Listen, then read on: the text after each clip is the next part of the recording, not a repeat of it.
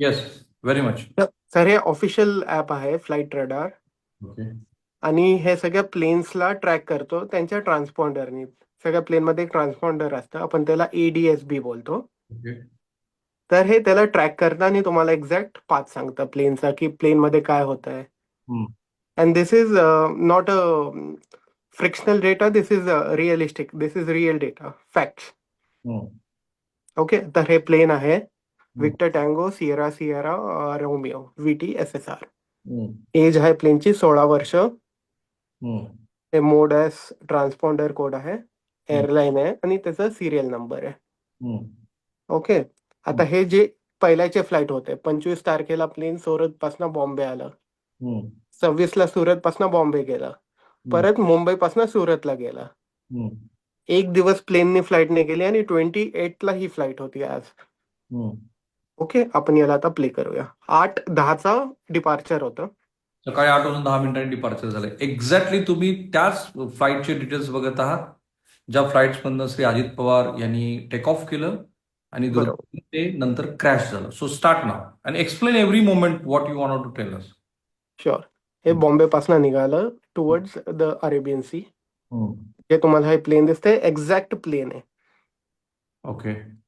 It's coming हे towards. तुम्ही दाखवत आहात ते रडारनी जे ट्रॅक केलेला आहे तो आहे त्याचा डेटा. जी, करेक्ट. सो आता आपण हे आहे, हे पुण्याच्या वरती आहे समवेअर, हेडिंग टुवर्ड्स पुणा. इथनं हे जे दिसतंय तुम्हाला, हे हे पुणे एक्झॅक्टली. इथनं पास होऊन प्लेन टुवर्ड्स बारामती गेले. आणि हे फायनल मोमेंट्स आहे प्लेनचे. आता मी तुम्हाला पहिला रनवे दाखवतो. रनवे कुठे आहे? हा आहे बारामती रनवे. ओके. रनवे 11. त्याच्यावरती लँडिंग अपेक्षित होतं. हो. तर इथना बेसिकली अप्रोच रनवे 11 म्हणजे ह्या एंडिंगच्या साईडनी चालू होतो हा रनवे. आणि हा अप्रोच आहे. आणि हे जे तुम्हाला सर्कल दिसतंय हा पहिला अप्रोच आहे प्लेनचा. अप्रोच म्हणजे तिथे गेलं विमान. हा, जे सर्कल दिसतंय ते पहिलं गो अराउंड आहे. गो अराउंड म्हणजे त्यांनी फ्लाय केलं आकाशामध्ये. नाही सर, पहिलं तुम्हाला एक्झॅक्ट दाखवतो मी. हम्म. हा पोझिशन दिसतोय ना. हो. आता या पोझिशन मध्ये आपण स्पीड बघू प्लेनची. एक सेकंड. हा, हे जे ग्राउंड स्पीड दिसतीये ती प्लेनची स्पीड आहे एक्झॅक्टली. 140 किलोमीटर प्रति तास. एक नॉट्स मध्ये आहे ही स्पीड. ओके, म्हणजे ती जास्तच असणार. हो, जास्ती आहे. हम्म. आता आपण इथं पाहू. हम्म.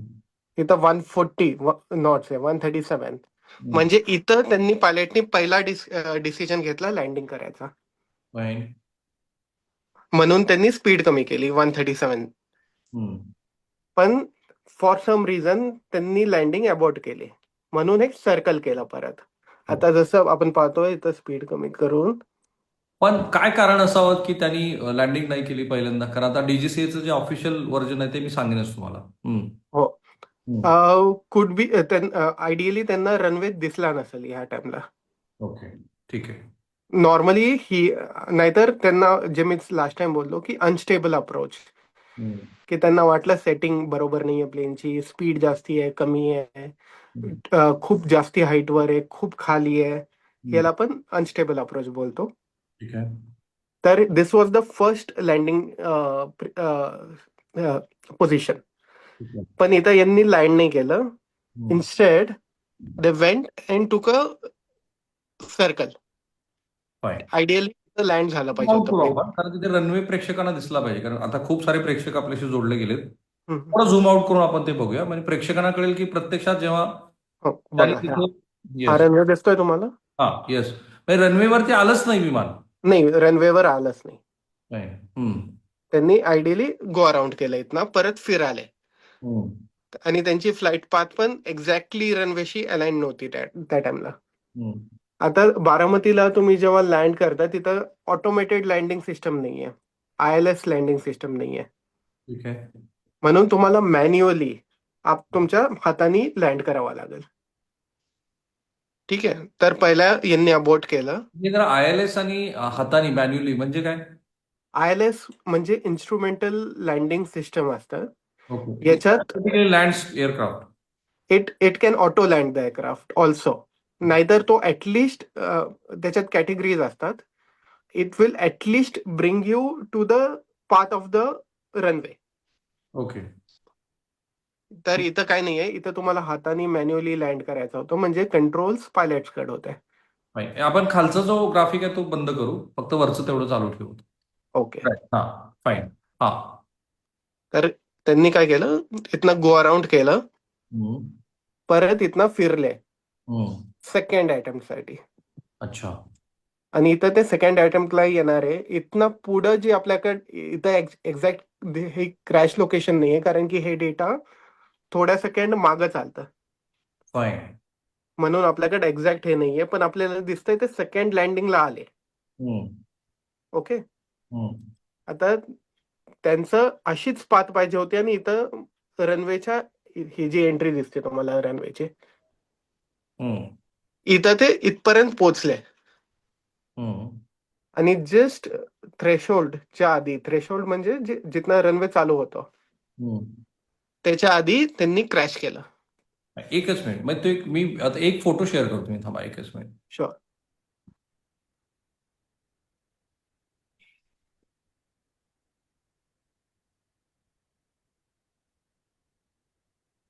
हा,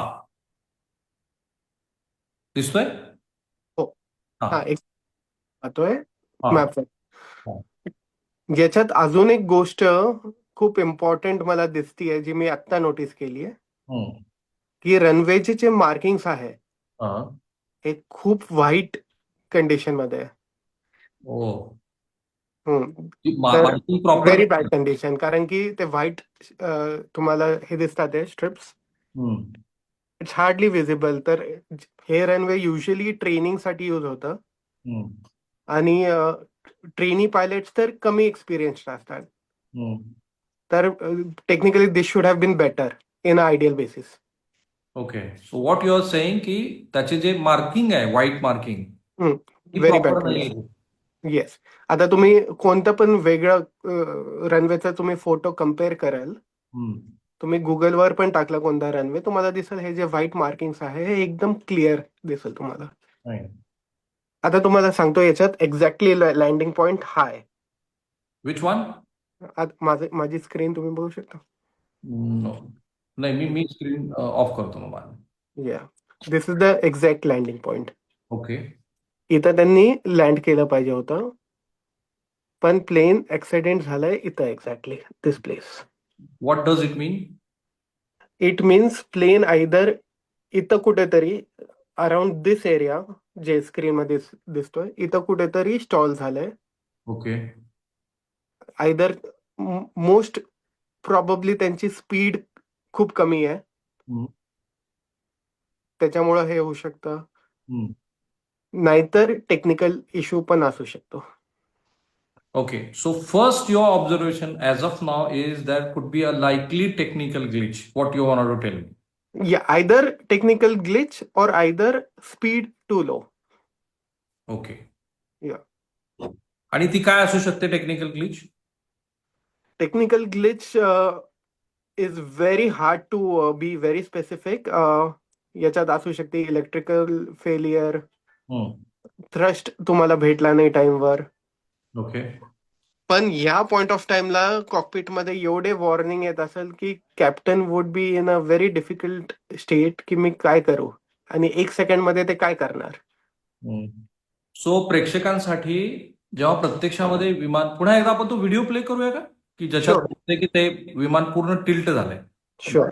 कम back to this particular thing that we want to tell us.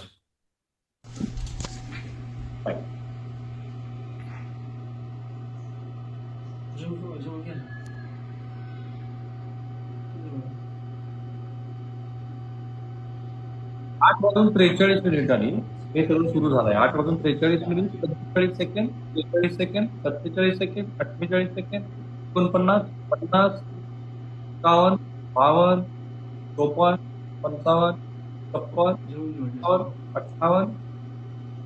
Stop here. पण याच्यात one thing is for sure, पायलट्सला रिकव्हरीचा काहीच स्कोप नव्हता. कारण की त्यांच्याकडे टाइमच नव्हता. 1 सेकंड मध्ये ते टेक्निकली काहीच नाही. त्यांना 1 सेकंड मध्ये हे समजायचं पण आहे की प्रॉब्लेम काय, त्याला रेक्टिफाय पण करायचं आहे. तर एव्हिएशन मध्ये आम्ही एक सिस्टम वापरतो. आम्ही बोलतो aviate, navigate and then communicate. Okay, हे आता एक्सप्लेन करा. एव्हिएट म्हणजे तुम्ही तुमची प्रायोरिटी सगळ्यात पहिला प्लेन उडवणं असलं पाहिजे. ओके. सेकंड तुमची प्रायोरिटी आहे नॅव्हिगेट केलं, म्हणजे डायरेक्शन कुठं जायचंय, तुम्हाला कसं जायचंय. आणि तिसरी तुमची प्रायोरिटी आहे कम्युनिकेट करणं एटीसीशी. तर नॉर्मली लोक जे बोलतात की पायलटनी एटीसी ला सांगितलं पाहिजे. तर बाय द बुक ही आमची प्रायोरिटी नसते. आमची प्रायोरिटी ही असते की प्लेनला पहिला कंट्रोल केलं पाहिजे. पण in this case you can see reaction टाइमच नाहीये. म्हणजे आपण ह्युमन फॅक्टर बोलतो त्या हिशोबाने there is nothing which could have been done. Sad. Yes, थोडंसं मागं घेऊ. हा जो कोण बनला ना आता, हा जो डिग्रीचा कोण बनला आपण करेक्ट. घेऊया. आणि ते पॉज करू, थोडंसं पुढे घेऊ. राईट. कोण आहे थोडंसं पुढे घेऊ आणखी, कारण आपण झूम पण करू, त्याला झूम इन करू. राईट, स्टॉप स्टॉप, थोडं मागे घेऊ. हा राईट. याला जे आपण बोलतो हा, जेव्हा आपण ओके तुम्हाला एक्झॅक्टली. हा, बस बस. या पॉइंट ऑफ टाइमला आता झूम इन करू आपण. हा. ओके, हा. या पॉइंट ऑफ टाइमला आपल्याला एक्झॅक्टली कळत पण नाहीये प्लेन उलट आहे, स्ट्रेट आहे, इन्व्हर्टेड आहे, लेफ्टला बँक करत आहे. तर आम्ही एव्हिएशन मध्ये टर्नला बँक बोलतो. Bank to your bank, BANK, bank to your left, bank to your right.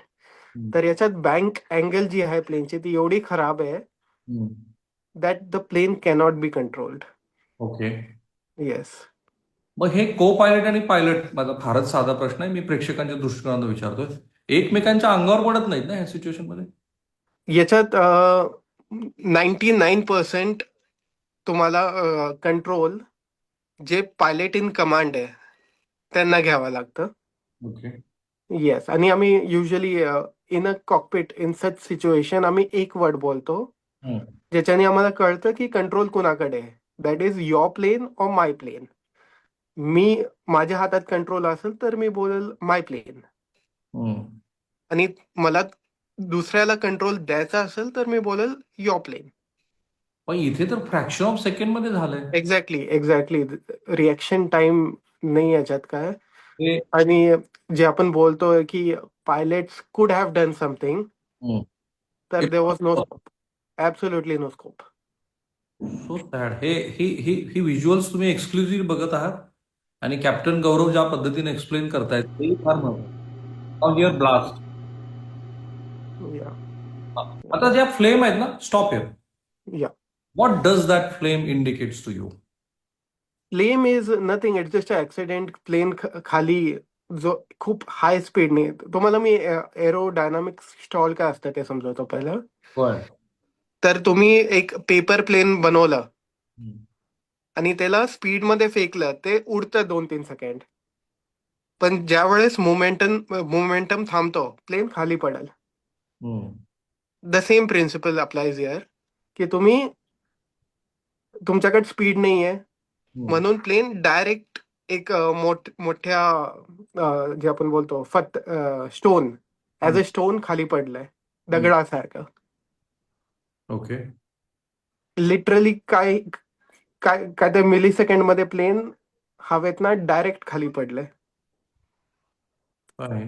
आणि त्याच्यामुळं फ्यूल जे एवढं आणि युजली जे एवढं फ्यूल दिसतंय प्लेन मध्ये, कारण की फ्लेम खूप जास्ती आहे, ही इमिजिएटली एक्सप्लोड झाली आहे. ओके. येस.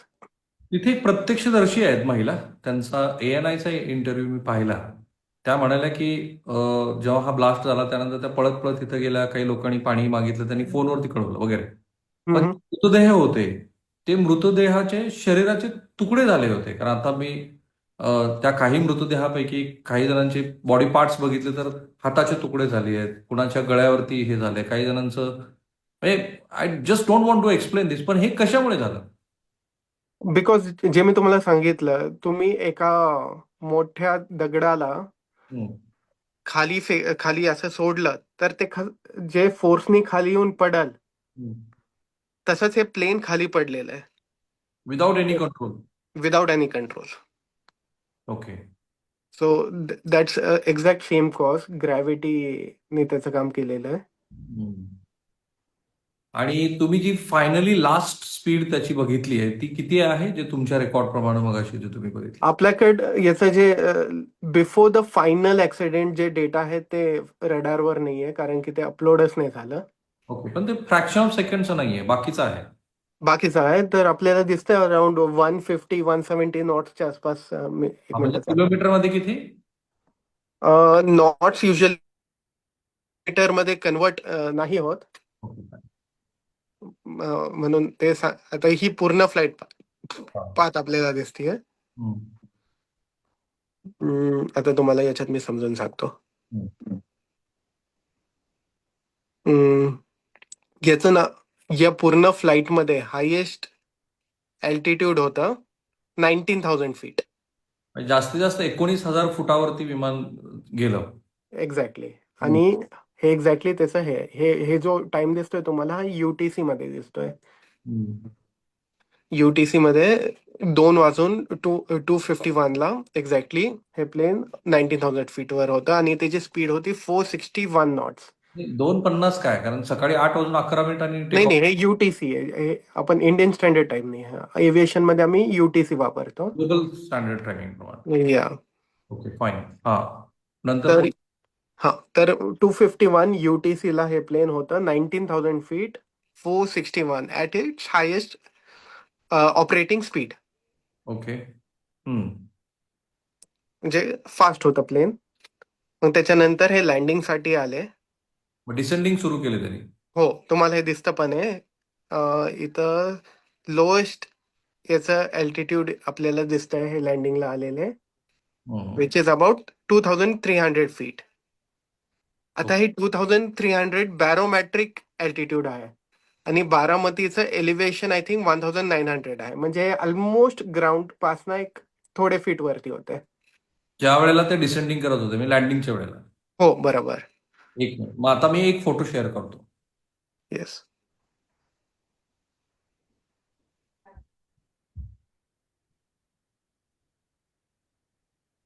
फाईन. तर हा रनवे आहे, करेक्ट. बरोबर? तर ह्या रनवे पासून साधारण किती उंचीवरती ते होते ज्या वेळेला फायनल त्यांचं डिसेंडिंग आहे? हे आपल्याला एक्झॅक्टली एक सेकंड.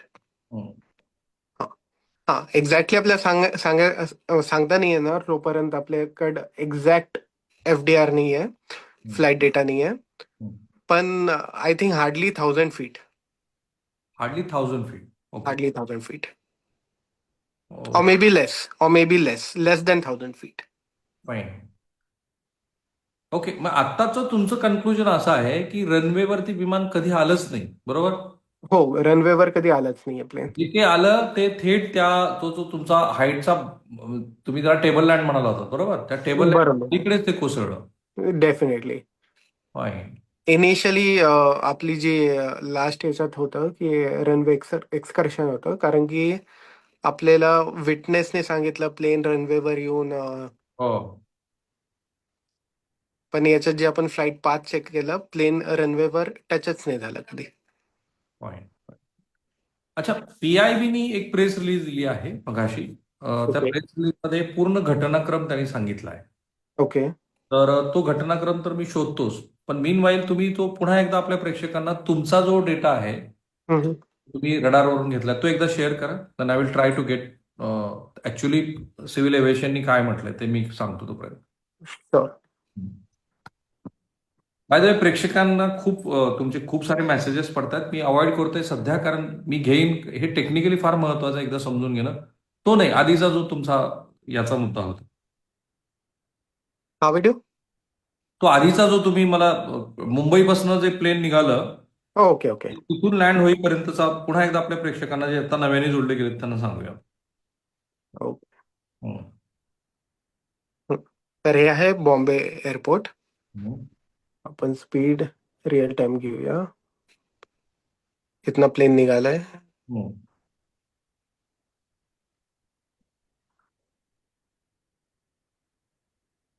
हे अरेबियन सीच्या वरती आहे. हम्म. इथनं पुणा, दिस इज समवेअर अराउंड पुणा. हम्म. पुण्यापासनं स्ट्रेट आलंय हम्म. आणि दिस इज एक्झॅक्टली बारामती हम्म. एअरपोर्ट. हम्म. तुम्हाला मी एअरपोर्ट दाखवतो याच्यावर. हम्म.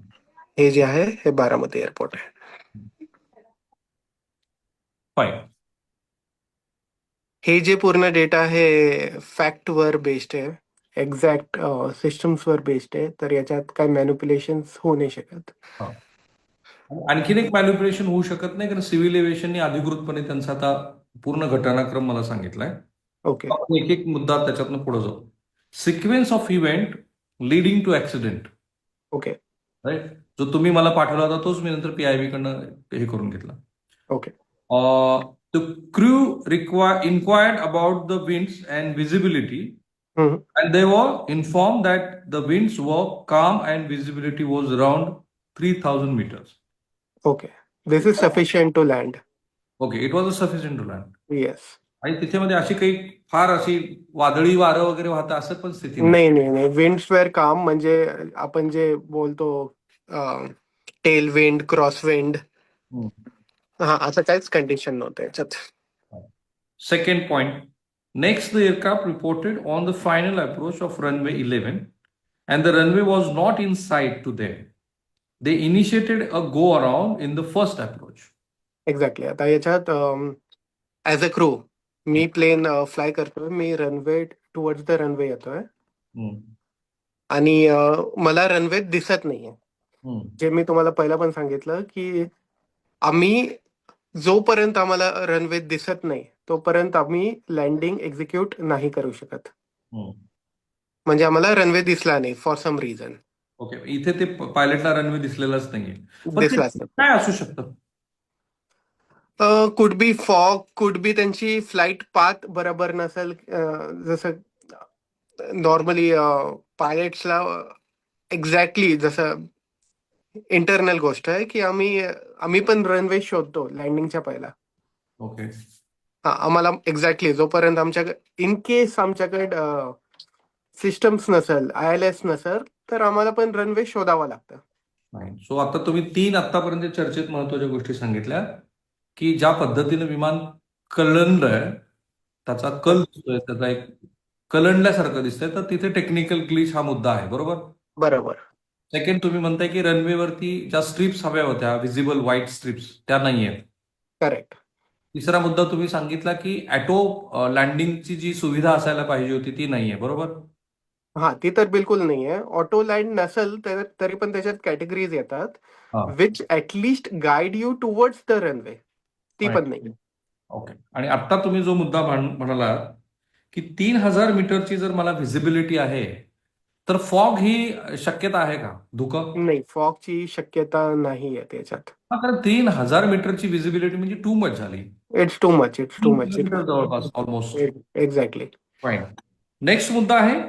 Next, the aircraft reported on the final approach of runway 11 and the runway was not in sight to them.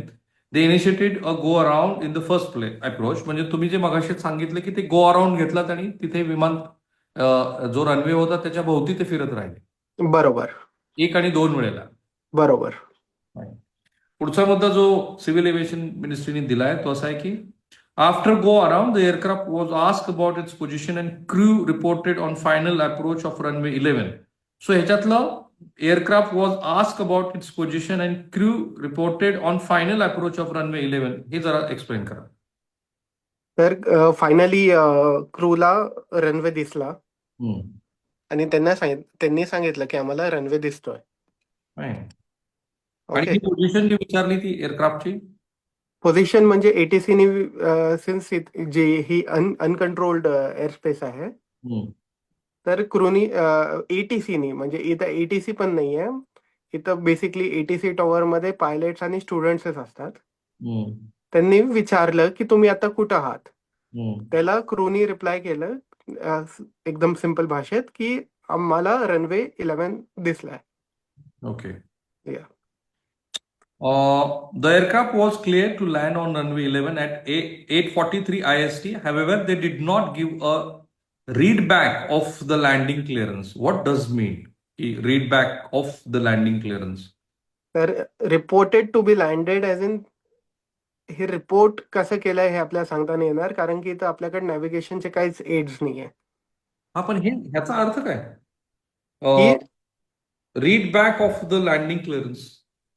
Read back म्हणजे त्यांनी परत जे आपण लँडिंग क्लिअरन्स एकदा त्यांना भेटलाय, तर पायलट्सनी रिप्लाय केला पाहिजे त्यांना की ठीक आहे वी आर लँडिंग. ते त्यांना नाही भेटलं. Exactly. Okay, fine. Next, the ATC saw the flames around the threshold of runway 11 at 8:44. म्हणजे एका मिनिटात हे सगळं झालं. एका मिनिटात झालं. Services then rushed to the crash site. The wreckages of the aircraft is located on the left side of the runway, ahead, abeam threshold, so and so. So एका मिनिटात हा सगळा अपघात झालाय. एक्झॅक्टली. आता याच्यात आपल्याला अजून एक फॅक्टर जे आता तुम्ही इन्फॉर्मेशन दिली आहे त्याच्याने आपल्याला अजून एक थिओरी क्लिअर होते की त्यांचं कम्युनिकेशन एटीसी सोबत होतं 2 मिनिटं आधी.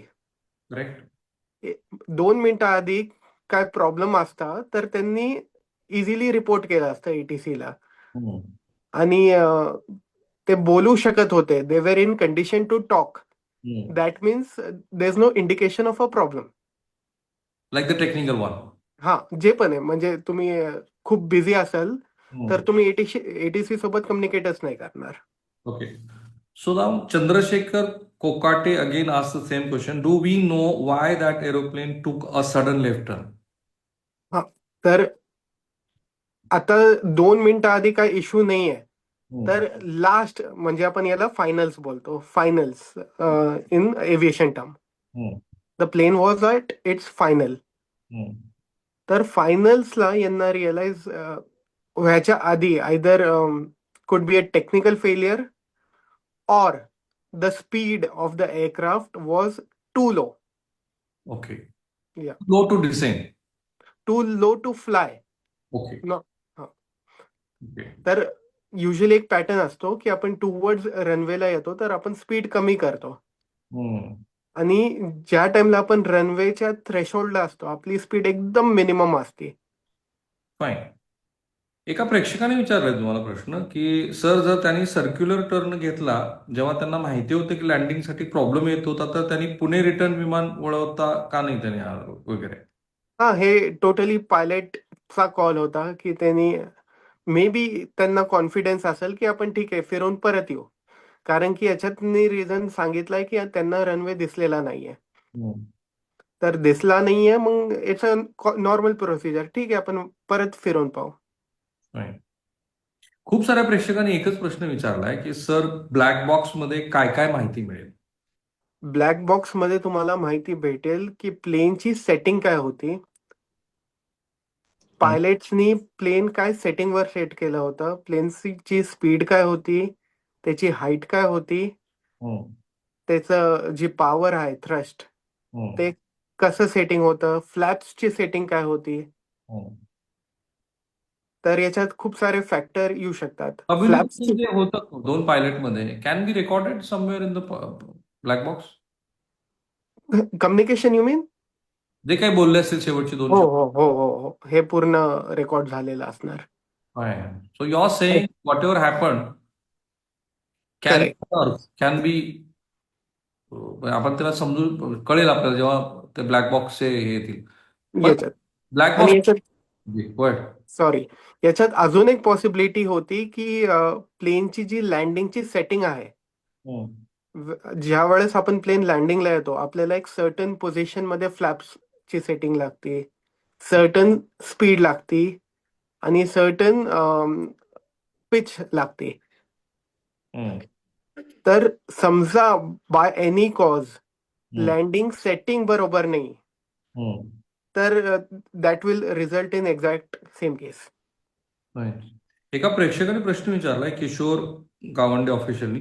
ते जर 90 अंशात त्यांना म्हणायचं, बहुतेक ते 90% म्हणतात, पण 90 अंशाच्या कोणात ते फिरलं असेल तर इंजिन फेल्युअरची शक्यता किती आहे? नाही, पहिल्या तुम्ही बघू शकता, जोपर्यंत आपल्याकडे डेटा आहे इंजिन सीम्स फाईन, कारण की स्पीड नॉर्मल दिसते आपल्याला.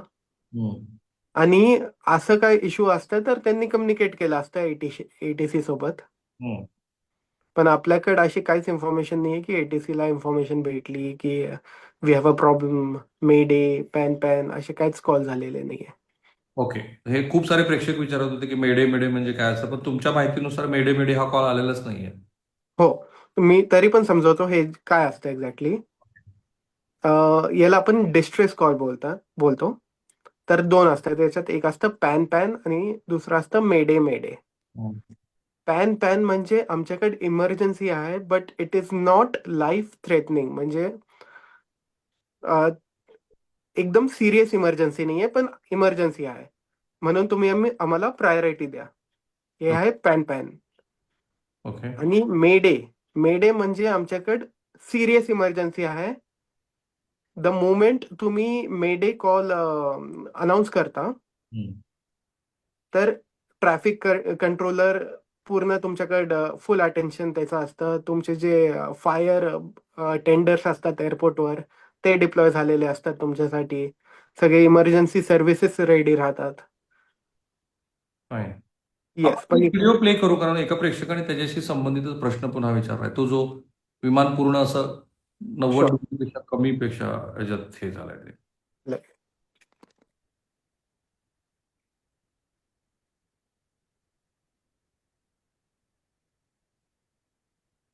फाईन. प्रश्न असा आहे की जेव्हा हे असं टिल्ट झालं आहे विमान, तर हे विमान असं कुणी टिल्ट जाणीवपूर्वक करू शकतं का? Now here comes the conspiracy theory. Sorry, can you repeat? Question here is, can anyone apart from pilot अशा पद्धतीने विमानाला टिल्ट करू शकतं का? म्हणजे कन्स्पिरसी थिअरी. नाही, असं नाही होऊ शकत. कन्स्पिरेसी नाही आहे याच्यात. हा, इन केस याच्यात मी 3 रिझन्स देतोय. एक आहे टेक्निकल इश्यू, सेकंड आहे इनकरेक्ट लँडिंगची जी सेटिंग असते प्लेन म्हणजे जी पायलटला करावं लागते, ही बरोबर नाहीये. आणि थर्ड आहे टेक्निकल इश्यू आहे आणि एअर स्पीड त्याची खूप कमी आहे. ते 3च याच्यात रिझन असू शकतात. वेदरचं पण असू शकतो, पण याच्यात आपल्याला सगळं क्लिअर दिसतंय, काय विंड नाही दिसत आहे.